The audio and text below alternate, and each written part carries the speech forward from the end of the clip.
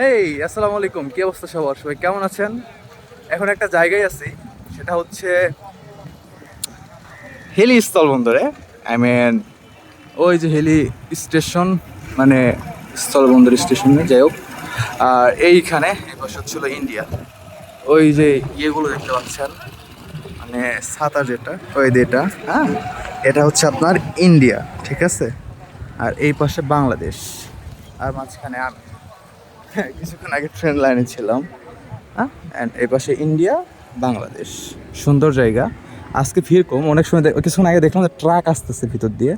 ওইখানে লেখা আসছে যে ওয়েলকাম টু ইন্ডিয়া। জস, এই জায়গাটাই জস লাগেছে, জস। মানে ফিল্ডে একটা অন্যরকম।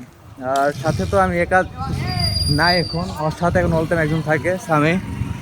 গাইস, কেমন আছো সবাই? আশা করি হোয়াটসঅ্যাপ। সবাই ভালো আছো। আজকে আমরা আসছি হিলি স্থলবন্দর। কি একটু করবা? ঘুরতে আসছি, চিল করতে, চিল এনজয় যাকে বলে। মানুষ হ্যাঁ, তো অন্য কিছু ভাই। তবে আসার পর দেখি যে মোটামুটি জায়গাটা অনেক সুন্দর এবং ঘোরার মতন জায়গা।